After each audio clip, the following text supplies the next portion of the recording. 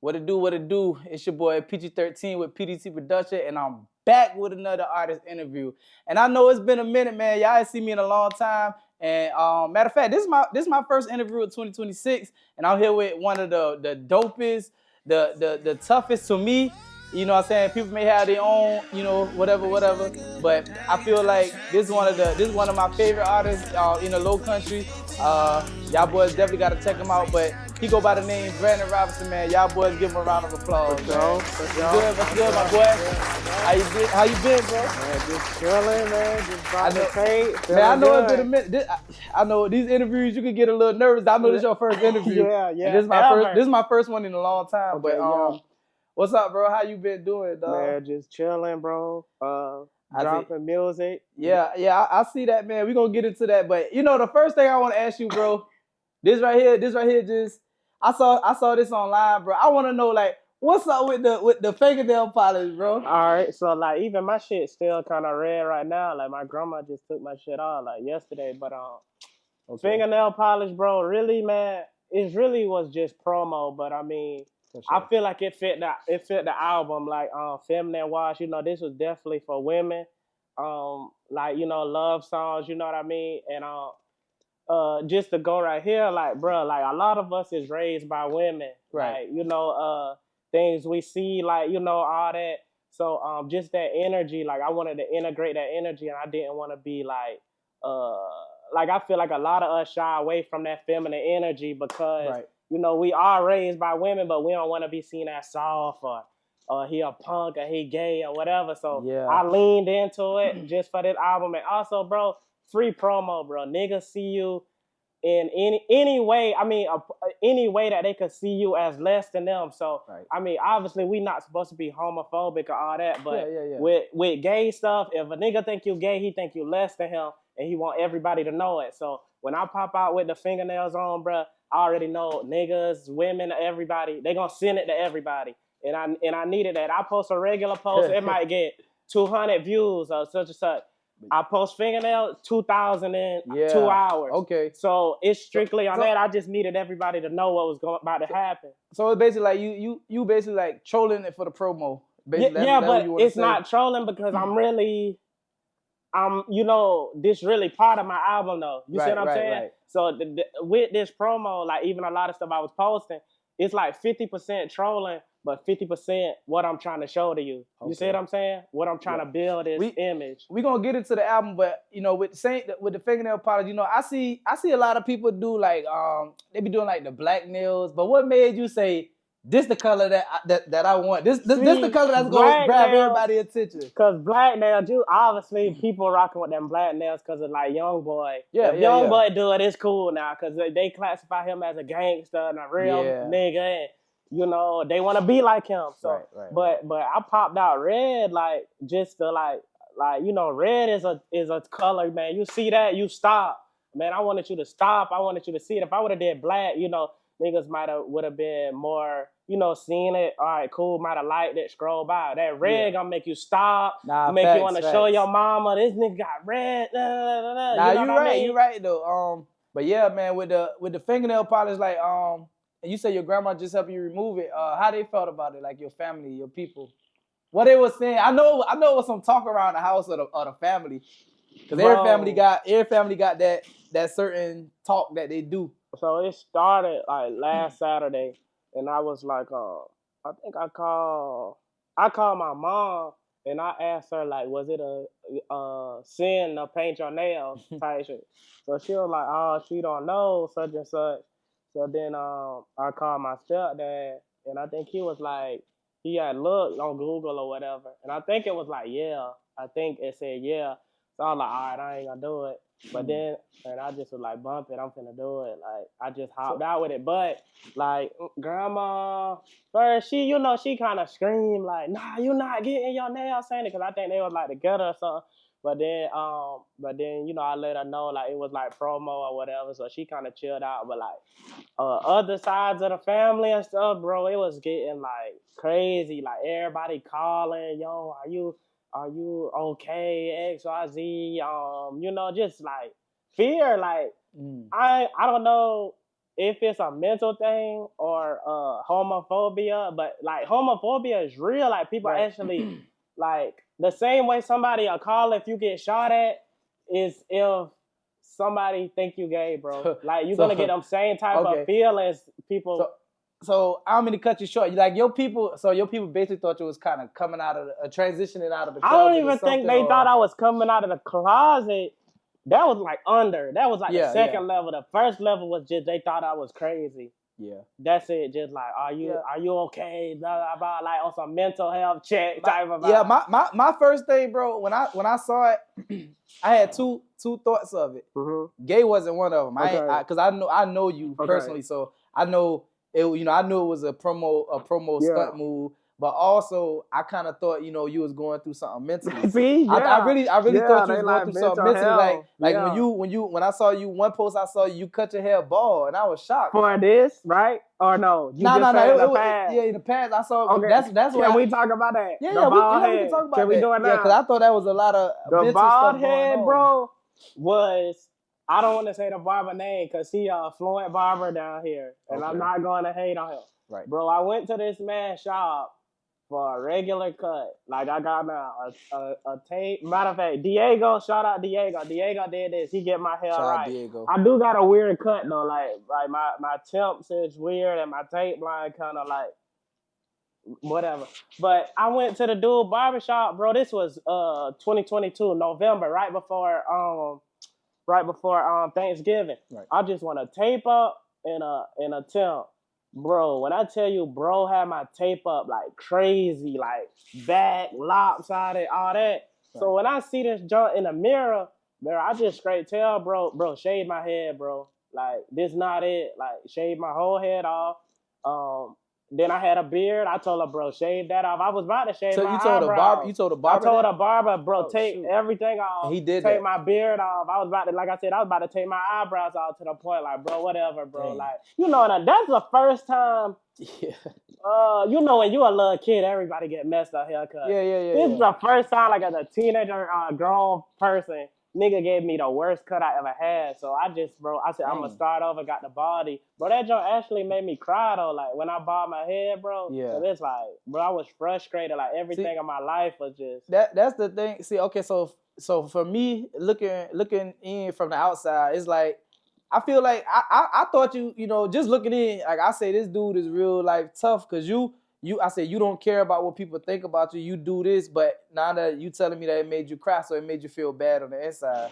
I thought you was bad. It wasn't about the cut or how I looked. Okay. I was frustrated. I felt at that point in my life everything was getting taken. Yeah. Like I couldn't really create like that.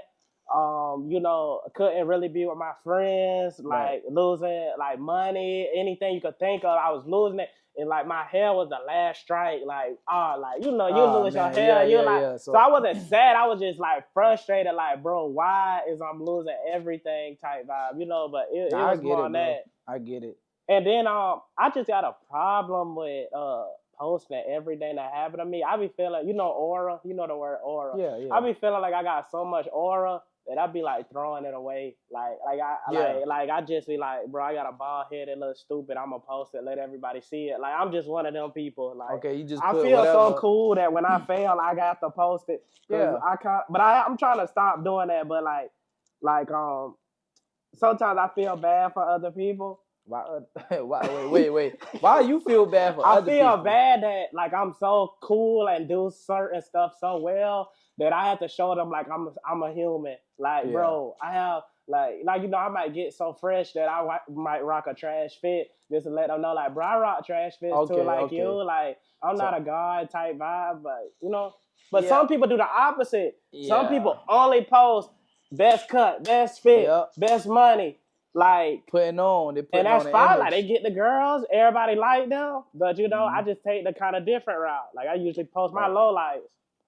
Dang, man, that's a lot, man. When you talk to people, you know, it's like you understand now. Cause like I said, I was worried about you when I saw the haircut, and then I, you know, years later, I see you with the fingernails. So I'm like, dang, bro. Yeah. Like I used to always listen to your music. Like, yo, this the one right here. I want him to, you know, be the one to put on for the Low Country for definitely for Hampton County. and all of that. But I know you took a like it seemed like you took a break. I don't know if you took a it was a minor break, but it seemed like you took a break because I ain't see you releasing no music like that lately. I'm gonna say before that though, with the mental thing, I'm not gonna lie to you. Well, at least from my experience, or from what I see in life, when it comes to like being public, being creative, or being a leader or something, or anything, whether it's a war leader or, bro, I'm gonna be honest, niggas' mental health is messed up. Yeah. Like Tom Brady, his mental health, Oh, bro, for sure. probably a lunatic. Like, so You mean many general, right? Yeah. I'm saying people, like I said, that create their own stuff. Yeah, A nigga that yeah. own his own business, a nigga that lead an army, a nigga that you know what I mean? Anybody Yeah, that's yeah. trying to reach the top of anything, bro, they mental, they screws gotta be loose a little bit. Your screws gotta be loose to you know That's what a I mean, bold- talk about yourself in That's a an bold. That's a interview. bold statement. Now you can't. Allegedly, Yeah, but not allegedly. allegedly, Well, 'cause- like I said, from what I've seen and how I Okay. study human nature, Yeah. most people who are striving to be something, because you gotta be crazy to put yourself out there and everybody hating on you, or think you dumb or whack or this and that. Like you have to know how to push that out mentally. Well, but that's just yeah, that's definitely an opinion Yeah. because I wouldn't say you got to be crazy because you got people that when if like I said, if you don't got no haters, that means you ain't doing something right. Yeah, So yeah. it's like with your music, I know since I first met you, I always knew you had haters, people that hate on you or hate on what y'all do, like your whole clique. Speaking of the clique, man. Well, no, my bad. Okay, What you okay. said with, I'm sorry, remember that question. What you said with the taking a break from music. Yeah.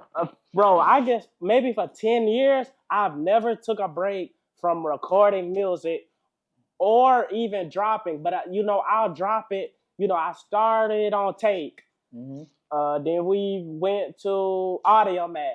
Okay. Then we went to SoundCloud.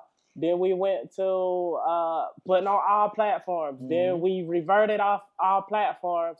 When I'm talking about I'm talking about like so I started with Dirty South, Kobe Chapo, all that. Shout out to Kobe, man. When, Shout out to Dirty South too.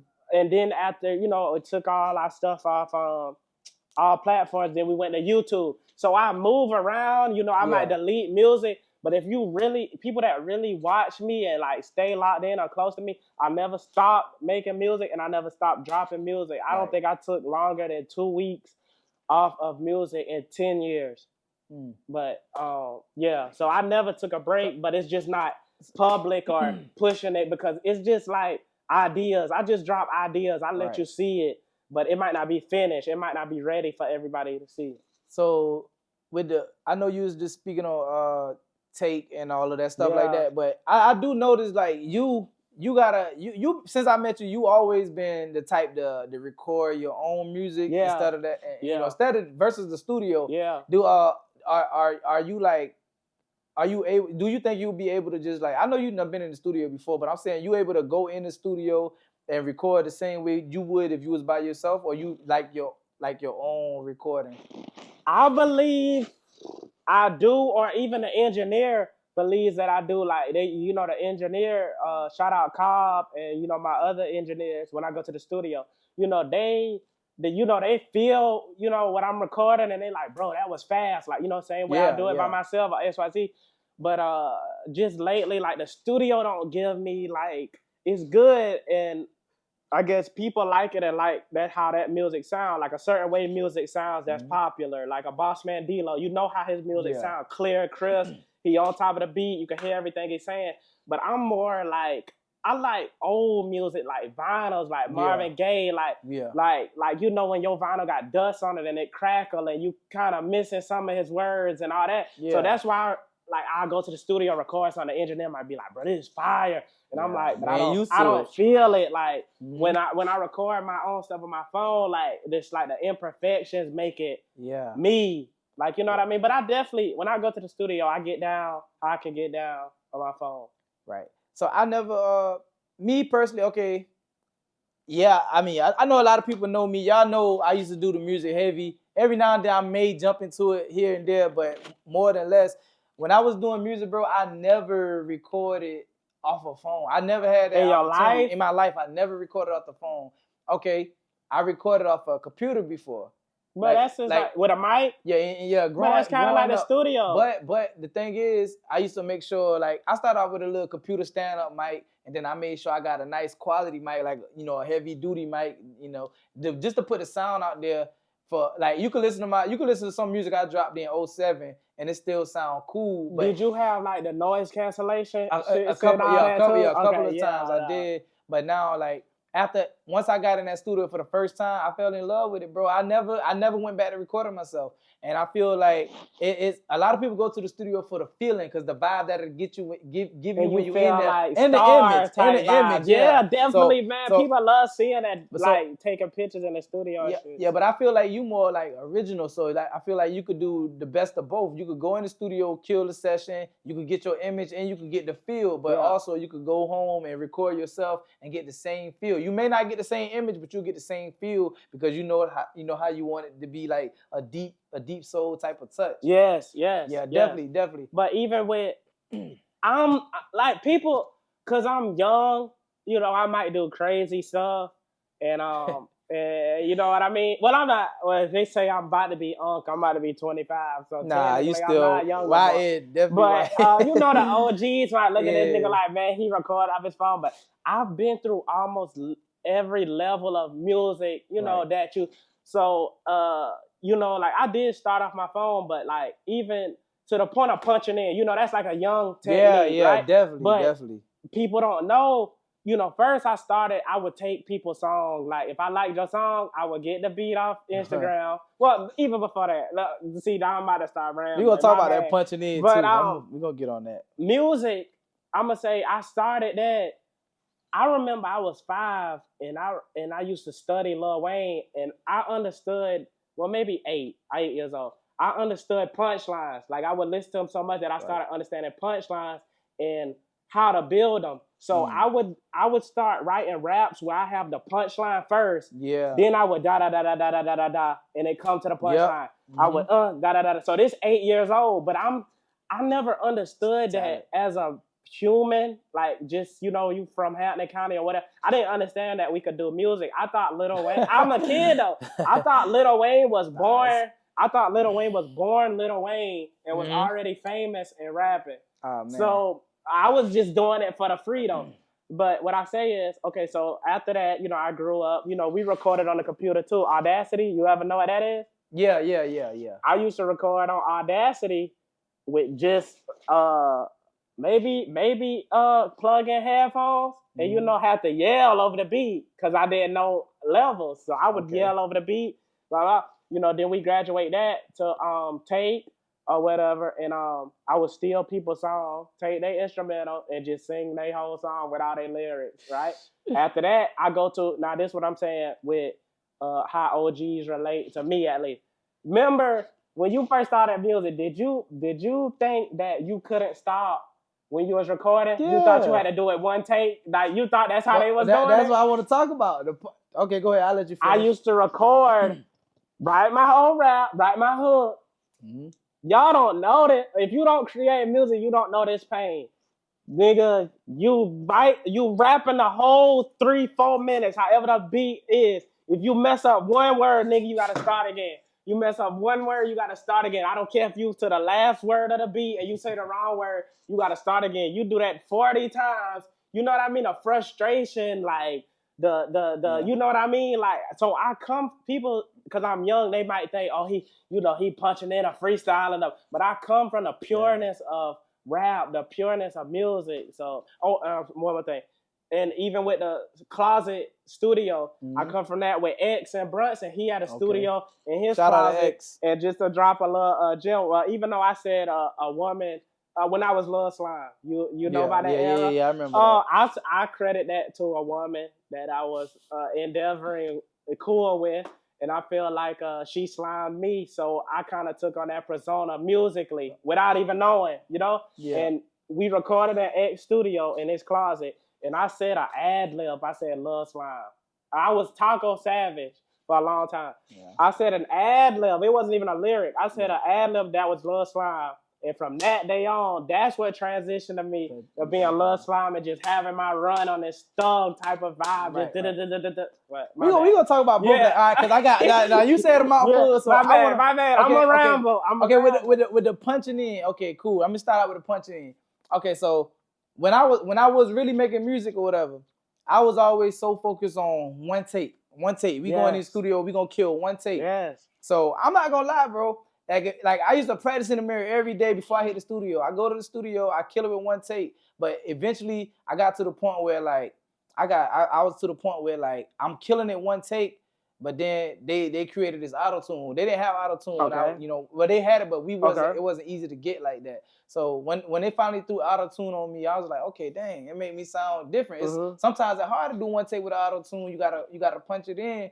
But I notice a lot with like the newer generation, like they be punching in, but they punching over the words. So it's like it sounds like too many words like in one bar. Like too many words in one bar. Yeah. So I be like, dang, bro, it sound like some songs actually sound good like that, but I be like, man, it's like you gotta eliminate a word. Yeah. But that's what that whole punching era that I was gonna say. But another thing is, I was gonna say with when you say you made your the Lil Slime came from about a woman that slimed you, right?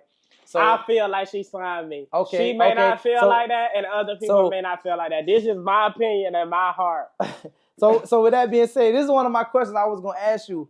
So because what I'm getting from your music, I feel like your music basically you make music for the women, about that the mainly what I be hearing lately is like you dealing with relationship issues, a girl that play with you or you just talking about a woman. Like I feel like you make the music for the women. Like even with your recent album, we're gonna get into that too. But even with your recent album, it was about a woman. Yeah. So I just wanna know like how you view yourself as an artist. Well, like even like Lil Slime era, right? I'm gonna say that one time. It was really, and then hold on, I'm gonna come back a little bit more. When you said with auto-tune and all that, I actually started no auto-tune either. But I could kind of sing though, like a little bit. But I was straight rap. You sound good to me. Thank you. You do. So it's my friend D. We went to high school together. Shout out to D. It was a song by TK the Rays. That joint 20s. Okay. Even though I made music before then, but this was like my first song that like, all right, we like, bro, this beat so hard, like we about to do this. Like, so we recorded that on tape. That was like my first song that I put out publicly in high school. This like 2017 or whatever. I think that's when the Race came out. And that was no auto, we straight rapping on that. And so I started from no auto, even rapping all them years, but that song did kind of good, but it brought haters for the first time. Always, so niggas like, man, that joint trash. So the next song we did, I had auto-tune on it, and I was dissing the niggas and auto-tune, like singing. That song did actually really good, and I think that's one of the reasons why I kept doing music, because it got like a lot of, people like drama and just people wanted. So that was a song that gave me confidence, like, all right, I might be good. You know what I mean? Yeah. But the first one popped out, but your question was, I'm sorry. How you view yourself as an artist? Like, all right. Yeah, so from my beginning, like I said, from being a rapper, I was thinking about, of course, everybody want women to gay people, women themselves, everybody, whatever you do, you want women to like it. I don't know why, but that's how we are. But when I started, just rapping, when you rapping, you just want niggas to say you hard. Like, that kind of boosts your confidence. And then when the girls do it too, you're like, all right, now it's OD, like, times two. But I started just, trying to, my niggas, people around, older guys or whatever, to like be like, you hard. But like, as I started going through life and just, because Lil Slime was very over the top of guns and drugs yeah. People love that though, but mostly guys saw that. But when I started growing up and like, I don't. Let's see, I can say that I've done drugs, but I'm not a drug. I'm I think I'm a decently tough guy, but I'm not a tough guy. Right. I don't want to really be violent. I'm not with all the guns and gang, and I really don't want to. Even if I was, and I do know people that are, I don't want to promote that. Right. So even throughout them years when it did look like I wasn't doing music, I was struggling with how to still make my niggas want to listen to my music, Okay. but at the same time, I don't want to say gangster stuff. I don't Yeah. want to really play like that no more. I don't want to say I'm popping a perk and drinking lean no more. So that's when I transferred into actually, yeah, I'm just rambling, but I'm telling you the real. Nah, that's real. But That's real. But when I went to college first at SMC, and then I linked up with Cody to go to Upstate, and I met this girl, this nice young lady, and like I said, got involved or whatever. I feel like she kind of transitioned me more into music, okay. because that was kind of like my first experience of how I can put it, like With a girl or first experience of, because in high school everybody getting active. I'm gonna be real, I wasn't getting active in high school. I'm gonna be real. I had my little things, but when I say active, you know what I mean. Yeah, like niggas sure, getting dirty. Yeah. That was when I got there. I was really getting dirty. Well, I ain't gonna say dirty, but getting active. And that was the first time I could feel those feelings of what R&B is, what a love song is, what sexual endeavors, what that looks like, what that song. Because everything I do, I can hear it. So I began to hear love lyrics. I began to hear sex. I began to hear these things. Then that's when I started making music like that. So that was like my beginning of the women thing. One thing you said that stood out to me, you said you was trying to find a way for the gangsters to listen to it, like your homies. Yeah. Let me tell you something, bro. Like, I ain't gonna say I ain't the toughest dude, but at the end of the day, I'm a man. I've been in the streets. I've been thugging about damn near my whole life. Yeah. But this the thing, bro. I'm gonna be 1,000% honest with you. I brung your music over to a trap house. One my people. I ain't gonna say too much, say the names or whatever. But I brung your music around a couple of gangsters. Not this album right here, but when I first started really listening to you, I brung your music around. I'm blasting it around. Like, we at around a fire. It's a bunch of killers, gangsters, everybody around. I'm blasting your music. They like, yo, who that is? I like, yo, this my little partner from Brunson. He raw. They're like, hey, run that back. That shit hard, bro. I say, yeah, tell him to keep going, blah blah blah. And I think I even had called you one time. I don't know if you could remember. It was a while back. I called you. I was at I was at a family gathering. I was with some real street dudes, and they you probably don't remember, bro.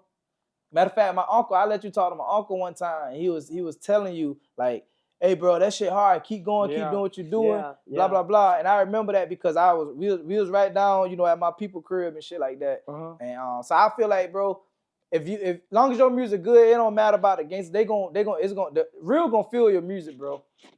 Definitely. And what I was, even when I was doing that, obviously, I was young, so.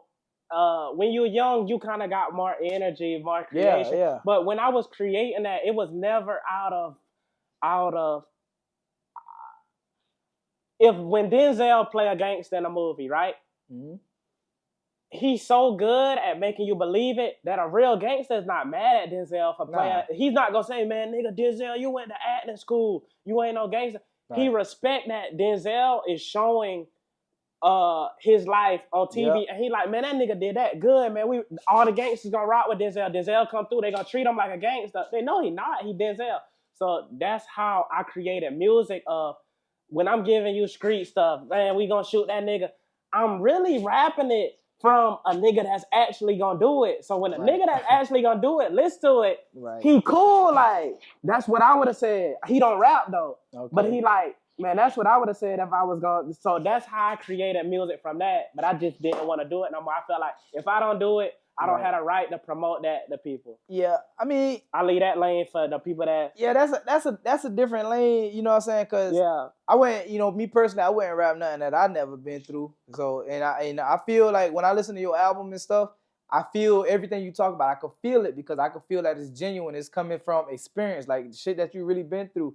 So So I feel like, bro, the wave that you got, the lane that you going, you in your own lane. You not mimicking nobody. You not trying to be this person or that person. Yeah. I've been telling you that from day one when I first heard you, and it's not no riding type of joint. It's just being honest. That's how I felt about you. Yeah. And I've been telling you for a long time, bro. Like we should have, you know what I'm saying, could have been got an interview. I'm glad I got you for an interview now. But the time wasn't right. Like I was just making stuff. I didn't have this together. Like even this tape is kind of the last tape for my home or whatever, or me talking. I don't want to talk about myself no more. I'm kind of past that.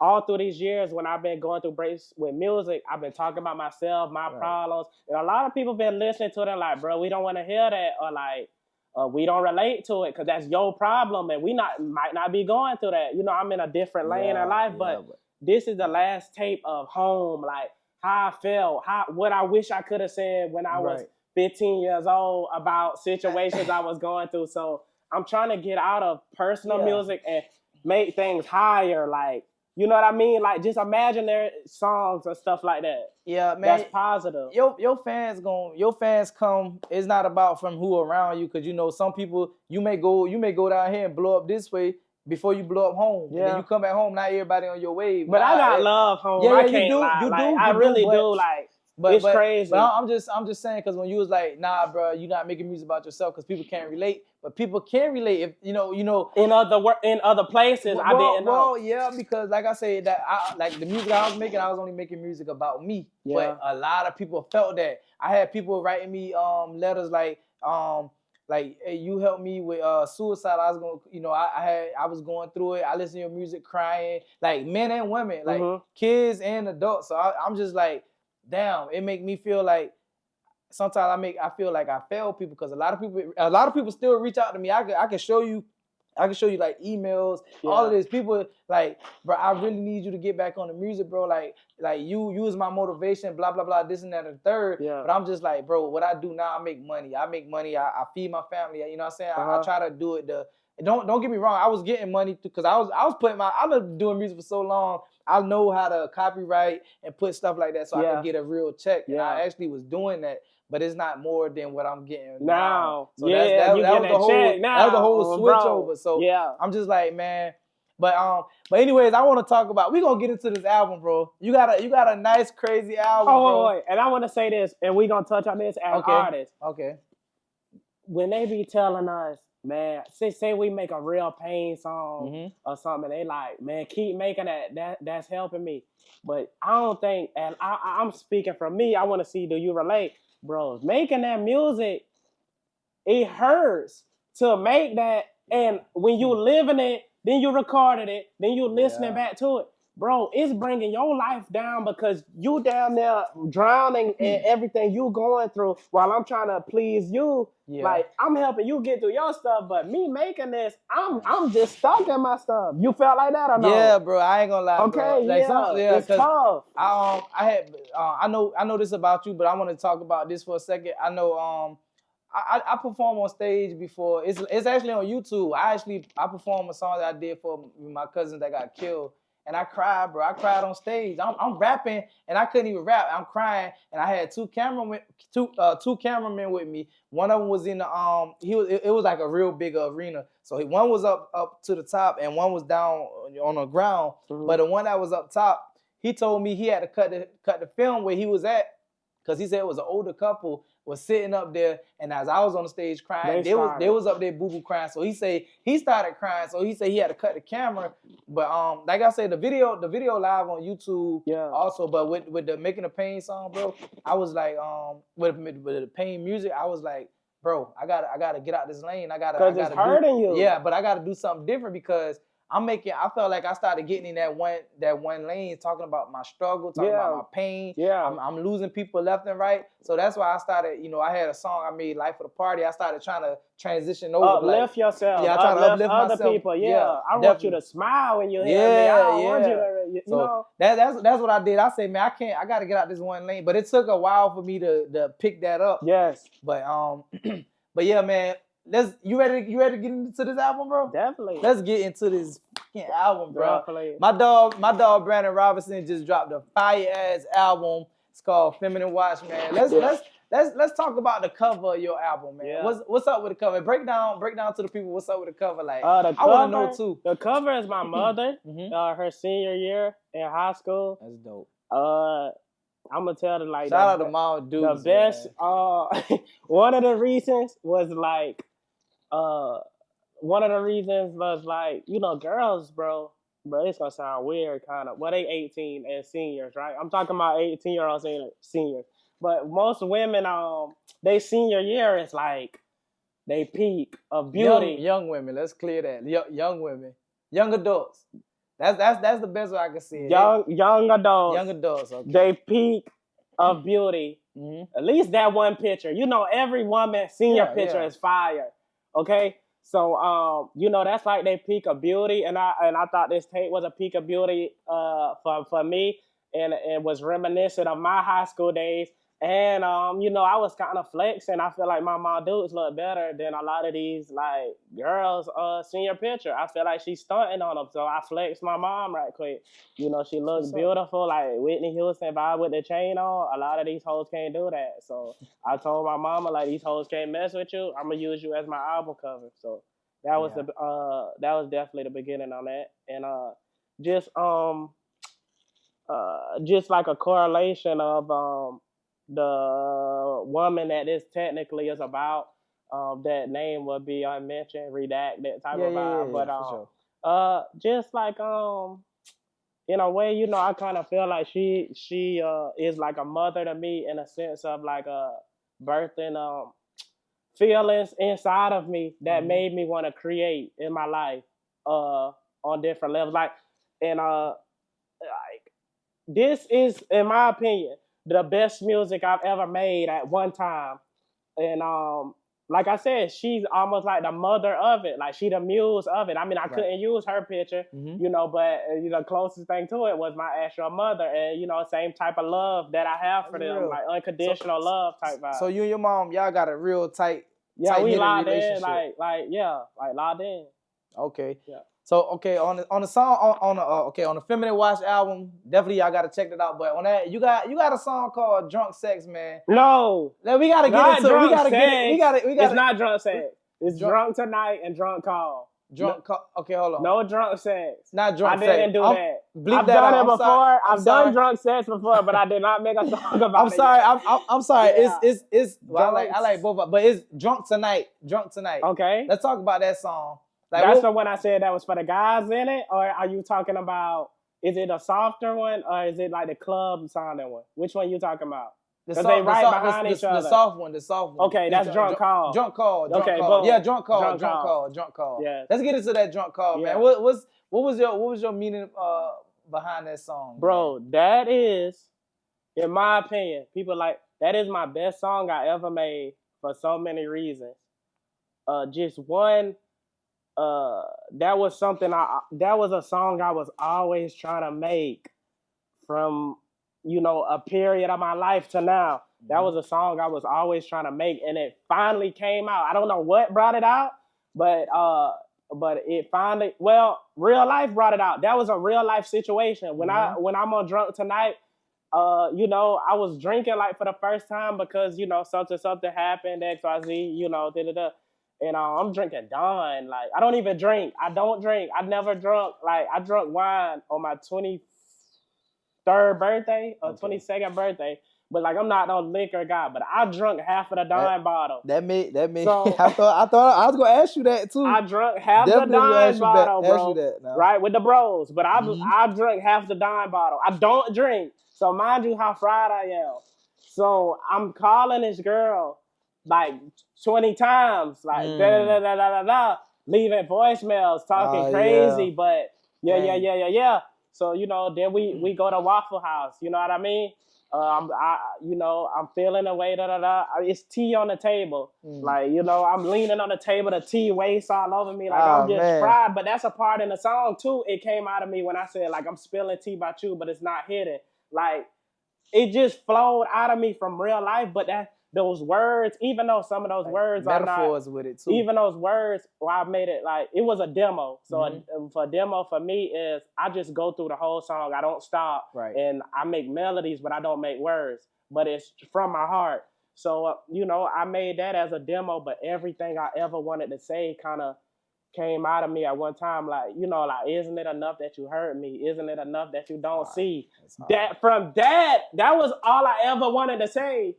But I got to say it on that, and it was just so beautiful. And it actually was called Shakari demo. Shakari Richardson, the track person, because this young lady, she ran track also, and I just, you know, like, you run my mind. So that's how that kind of correlated into Shakiri, and you know, putting those two lives together. So you got a bunch of wordplay. Yeah, you got a bunch of wordplay with the song and everything. I definitely hear the metaphors and everything that you got going on. So I'm sorry, one more thing. Even a girl, and why I know this song is so beautiful. A girl that, like I said, a new girl, a girl that's more recent. I've had endeavors with her, right? And you know, she likes my music. So I sent her this. This song is like a year old, maybe. Like a year old. So I sent her this, and she was like, she liked it, but I was like, yeah, this is about another girl. So you know, she yeah about that. Like, you know, she didn't like that. But you know, I talked to her the other day, and I was telling her my tape was dropping, blah blah. And this is the first time she talked to me about the song again. And she was like, is that song on the album? I'm like, yeah. And she like, okay, because that's like my favorite song that you ever made. So that's when I knew, like, damn, this song is like, to make you say that, and this is about another woman, and you still say this is your favorite song I ever made, bro, that's tough. Like, that's, but I just want. I didn't know, bro. Yeah. I can relate to you on that. I definitely can. Yeah. So okay, that was my next question about when you say that song you wrote a year ago. How long? Like, what was the process of creating this album? Like, was it like now I'm knowing that it's been a year, and so what was the process, and what was the latest song that you released that you put on that I made? Yeah, that you put on the album. One, I've been trying to like if nobody don't, I know, I've been trying to make this for at least 8 years. I've been trying to make something like this for 8 years to express my feelings about this situation and let it be done. So this album took 8 years, but on a physical level, this album took maybe like 2 years, of just making demos and just living life and just doing stuff like that. That's all. So maybe like 2 years. And the most recent song I made was Drunk Tonight. That was like last week. I just woke up out my bed because I've been listening to a lot of like the Beatles and stuff. So now, when I don't know what it is by the Beatles, like sometimes I hear melodies when I sleep type shit. So let's talk about what's the song on your album that you recorded last? Was it an intro or was it? What was the song? Like I said, I was listening to a lot of the Beatles or whatever, and they get a lot of songs like in dreams and stuff or whatever. So I don't know, it's kind of started happening to me. So I would go to sleep and like wake up hearing melodies, like weird melodies. So I just woke up, and as soon as I like turned over, I got on YouTube, found that beat, and instantly recorded that. Literally no brushing teeth, like no, like barely opened my eyes, like woke up, recorded that. That was like last week, like maybe last like 2 weeks ago before I turned it in. That was the last one before I turned it in. I would just went straight in. But it kind of remind me of like something 50 Cent would do, like the melody of it, like which song you said that was? Drunk Tonight. Oh, okay. Drunk Tonight. I feel like 50 Cent. That's not the last song on the album, is it? That's the last song that I recorded for the album. Yeah, that's what I'm saying. Okay. That was the last song that I recorded to turn the album in. Yeah, I was talking about the track listing. Is that the last song on the track, or is it? No. So you said what's the last song on the album? Yeah, well, the first question I did ask was the last one you recorded. Yeah. How do you pick your intro, your first song, and then your last song? How do you do it? The intro for this was because I like the intro too. The intro for this was Young Thug in 2015. Yeah, the intro for this was tough. Just because people love that Lil Slime era, and I was just like, it's basically showing them like, you know, I'm at the highest pinnacle of that. Like I don't do that no more, but this is the highest pinnacle of it. And that's what like D showed me Barter 6 in 2016 before we got to high school. And I always wanted to make an album like Barter 6. Like the beauty of that, the just trapness, the just beauty, the peacefulness.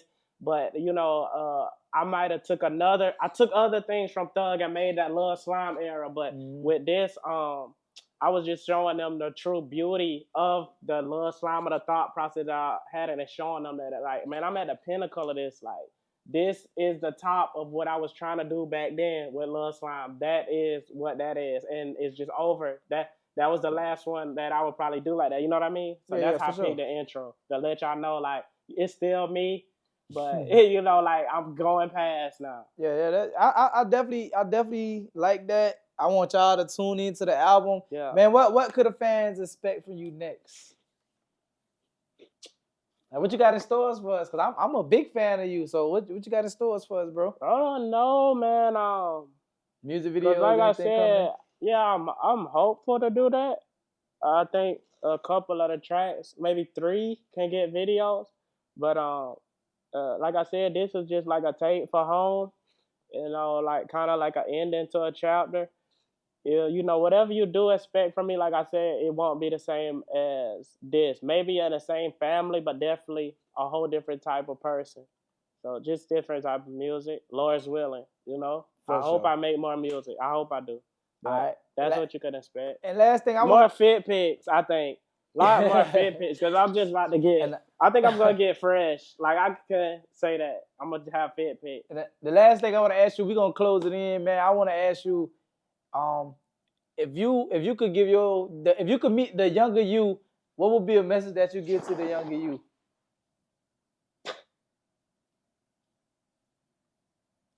I'm going to be cliche because I can't tell him nothing because it led to now. But if I just met the younger me, I would say,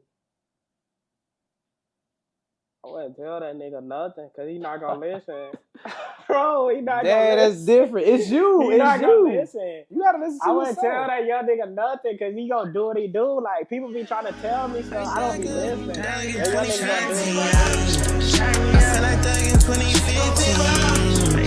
Want a free shot, girl, a free shot. Dolly, or whatever you mean. I'll do anything for shot to say she miss me. She about to be that premacy like ice cream. Please don't ever smile for you, I like fighting. But the guys with me don't do that, they got pipe dreams. I ain't tryna sell you no dreams, but I got pipe dreams. I ain't tryna turn you up now, but wait till the night. We get higher like heights, we fly. I heard your nigga do too, ooh, I inspired that. In the wintertime, you fire, and I inspired that. In the wintertime, I shine so much, rain fire, baby. If little mama won't work, I retired. I was so deep in her skirt, where your tires at? If they catch you like it first, you won't fire, baby. It's at church, I get my righteous back. And I'm praying 5 times to bring bodies back. I wanna touch you right there.